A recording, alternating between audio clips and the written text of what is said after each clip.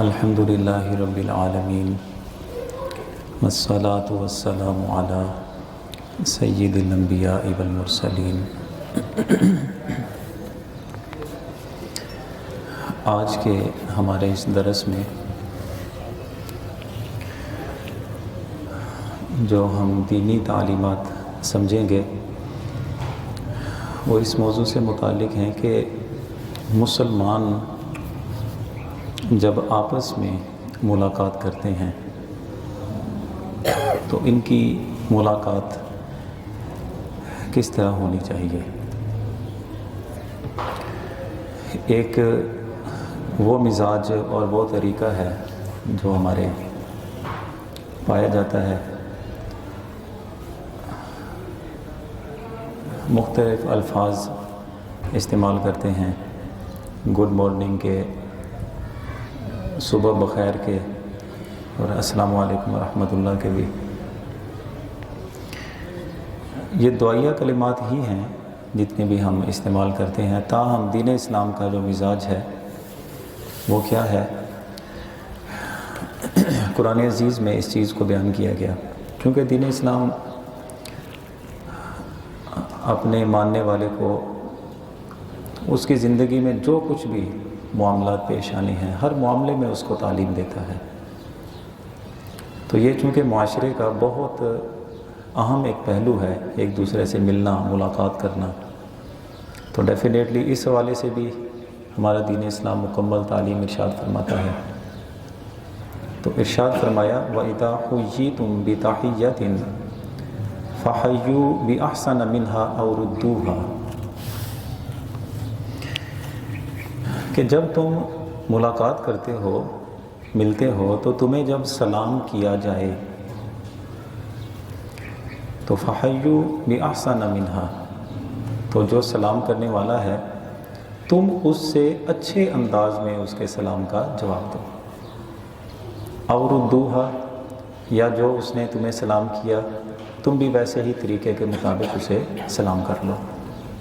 ٹھیک، تو اس کا مطلب یہ ہوا کہ مسلمان جب آپس میں ملاقات کریں گے تو سلام کے ساتھ، اور حدیث شریف میں بھی یہی ہے کہ السلام قبل الکلام یا السلام ثم الکلام، کہ جب ملاقات کرو تو پہلے سلام کرو، اس کے بعد تم کوئی بھی بات کرو۔ آپ دیکھتے ہیں نا کہ دکان صبح سویرے کھولتے ہیں، یا آپ نماز پڑھ کے نکلتے ہیں، سامنے سے کوئی آ جائے ہاتھ کھڑا کر کے، اور باجی کی حال چال ہے، ٹھیک ہو تجھے، طبیعت ٹھیک ہے، یہ اچھی بات ہے۔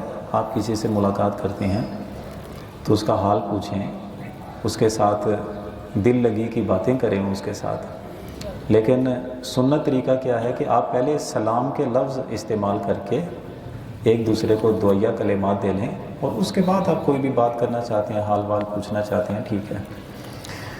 تو اب دو چیزیں اس میں آ جاتی ہیں، ایک ہے سلام اور دوسرا ہے سلام کا جواب دینا۔ یہ بات تمام فقہاء نے لکھی کہ ملاقات جب ہوتی ہے سلام کرنا سنت ہے، اور سلام کا جواب دینا واجب ہے۔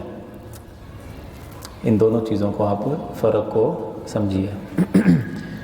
سنت کا مطلب یہ ہے کہ حضور سید عالم صلی اللہ علیہ وسلم کا طریقہ یہی ہے کہ آپ ملاقات میں سلام کریں گے، لیکن جواب میں کہا کہ واجب ہے۔ واجب کا مطلب یہ ہے کہ ایک بندے نے السلام علیکم ورحمۃ اللہ کہا، جواب میں دوسرے بندے نے، جیسے عام طور پہ جو لوگ اپنے ایسے خود ساختہ قسم کے لائف سٹائل بنا کے یا اونچے منصب پہ ہوتے ہیں، باس ہیں، صاحب جی ہیں، ملازم نے سلام کیا تو وہ سر ہلا دیں گے۔ واجب کا مطلب یہ ہے کہ جس بندے نے ادا نہ کیا عند الشرع وہ گناہ گار ہے، وہ بندہ گناہ گار ہے جس بندے نے سلام کا جواب نہیں دیا۔ اب دونوں چیزیں اس سے سمجھ لیں، سلام کیا ہے اور اس کا جواب کیا ہے۔ حضور صلی اللہ علیہ وسلم بیٹھے ہوئے تھے، ایک آدمی آیا، اس نے آ کر کہا السلام علیکم۔ حضور نے فرمایا کہ 10 نیکیاں حاصل کر گیا یہ آدمی۔ بیٹھے ہوئے تھے، ایک اور آ گیا، اس نے کہا السلام علیکم ورحمۃ اللہ، لفظ بڑھا دیے۔ آپ نے کہا کہ اس نے 20 نیکیاں حاصل کر لیں۔ ایک اور شخص آیا، اس نے کہا السلام علیکم ورحمۃ اللہ وبرکاتہ۔ حضور نے فرمایا کہ یہ 30 نیکیاں حاصل کر گیا، یعنی لفظ بڑھتے گئے اور نیکیاں بھی بڑھتی گئی۔ یہ ہے مکمل سلام، السلام علیکم ورحمۃ اللہ وبرکاتہ۔ اب قرآن عزیز نے جو تعلیم ارشاد فرمائی کہ جب تمہیں سلام کیا جائے تو تم اس سے اچھے انداز میں سلام کرو یا اسی انداز میں سلام کر لو جیسے اس نے کیا۔ اس کا مطلب یہ ہے کہ دین اسلام نے جو تعلیم دی، مکمل سلام السلام علیکم ورحمۃ اللہ وبرکاتہ، یہ مکمل سلام ہے۔ اب اس بندے نے جب آپ کو یہ سلام کیا، قرآن کی تعلیم کے مطابق اس کے اچھے انداز، اب اس سے اچھا انداز کیا ہے؟ مکمل سلام تو اسی بندے نے ادا کر دیا۔ اگر تو اس نے یہ کہا ہو نا السلام علیکم، آپ جواب دیں وعلیکم السلام ورحمۃ اللہ وبرکاتہ، یہ اس سے اچھا انداز ہو گیا نا۔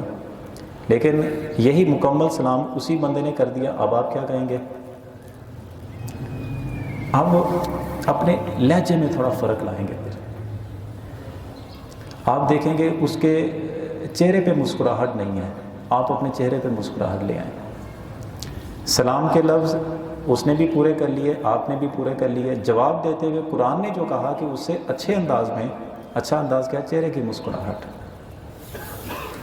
اور یہ چیز حدیث پاک میں بھی بیان کی گئی۔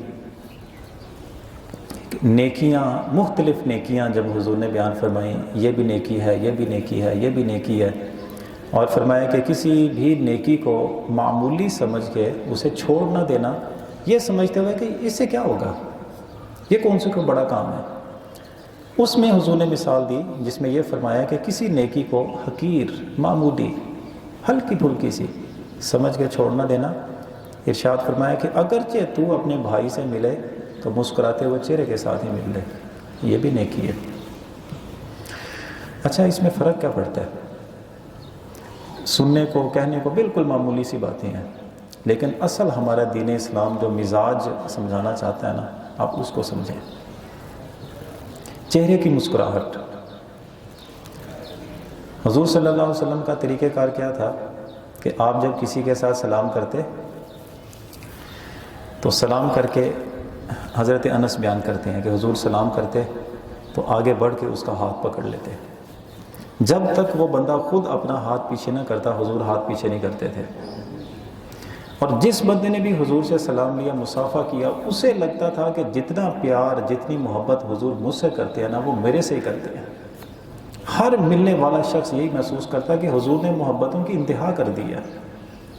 لہٰذا چہرے پہ مسکراہٹ، ہاتھ پکڑیں، ہاتھ کو حرکت دینا ہاتھ کو، یہ سنت طریقہ ہے۔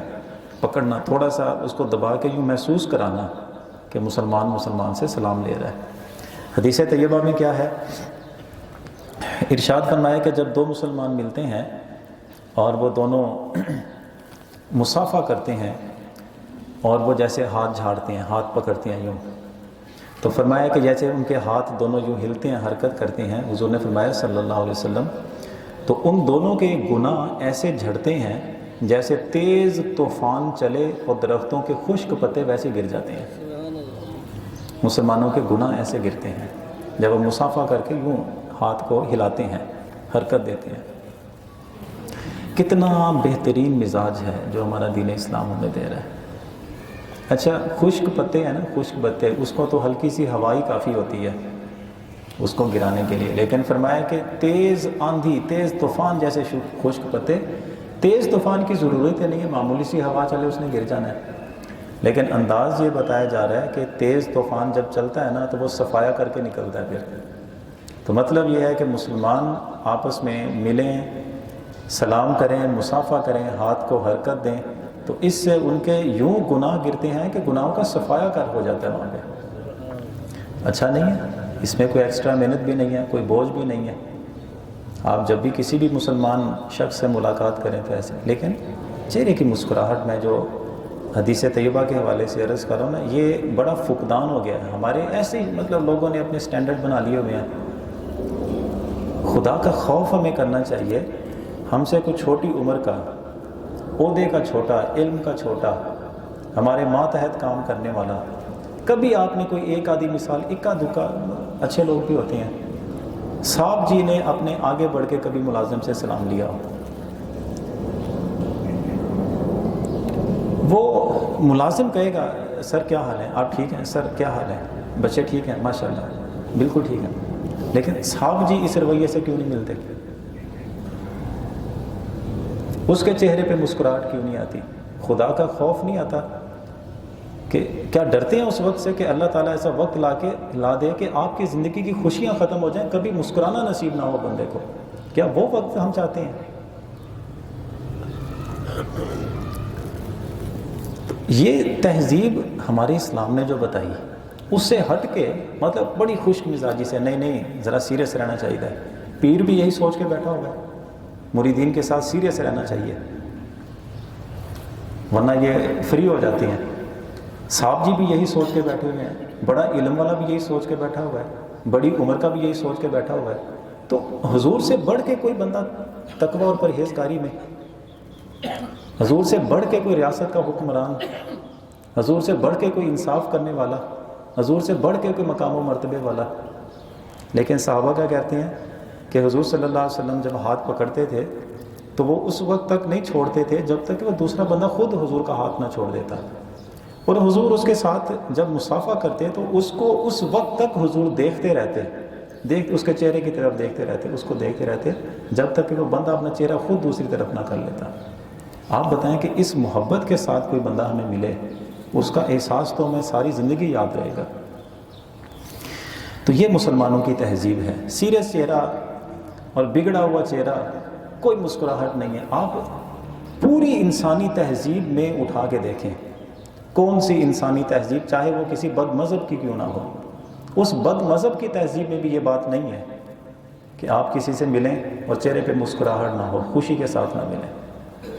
چلیں حدیث طیبہ میں پیش کر دیتا ہوں، اس سے یہ بھی فضیلت بھی معلوم ہو جائے گی۔ حضور صلی اللہ علیہ وسلم نے فرمایا کہ مسلمان ملتے ہیں ایک دوسرے کا ہاتھ محبت سے اور خیر خواہی کی بنیاد پہ ایک دوسرے کو ہاتھ ملائیں، تو ارشاد فرمایا کہ اللہ تعالیٰ ان دونوں کے زندگی بھر کے گناہ معاف کر دیتا ہے۔ ہمیں تو بھائی گناہوں کی معافی چاہیے، وہ جہاں سے بھی ملتی ہے۔ اب میرا سیریس پن بھاڑ میں جائے، میں کیوں سمجھوں کہ میں سیریس رہوں، میں کیوں اپنے آپ کو ثواب سے محروم کروں؟ یہ ہے مسلمانوں کی تہذیب۔ اور پھر حال وال کرنا، اس کا حال پوچھنا، اس کی ضرورت پوچھنا۔ اگر دوسرا بندہ آپ سے کوئی بات کرنا چاہ رہا ہے، آپ اس کو وقت دیں، اس کی بات سنیں۔